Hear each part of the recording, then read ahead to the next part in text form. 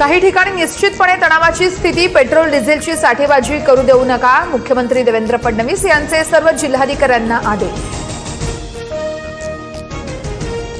बुलढाण्यात इंधन टंचाईचा मोठा भडका, कॅनमध्ये पेट्रोल न दिल्यानं कर्मचाऱ्यावर तलवार आणि कोयत्यानं हल्ला, चौघांवर गुन्हा दाखल, तर शेगावमध्ये कर्मचाऱ्याला बेदम मारहाण.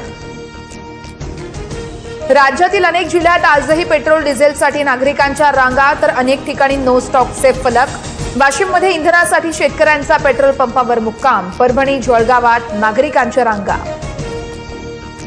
परभणीत पेट्रोल डिझेलसाठी शेतकऱ्यांना सातबारा दाखवण्याची अट, आधार कार्ड आणि सातबारा दाखवल्यास शेतकऱ्यांना 100 लिटरपर्यंत इंधन द्या, पुरवठा विभागाचे आदेश.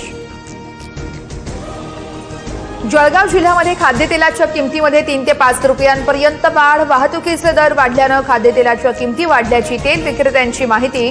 तेल महागल्यानं गृहिणींचं बजेट कोलमडणार. इंधन दरवाढीचा मोठा फटका, नागपूरहून उडणारी अनेक विमानं 1 जूनपासून बंद, विमानाचा संचालन खर्च 55 ते 60% पोहोचल्यानं मोठा निर्णय, प्रवाशांची गैरसोय होणार.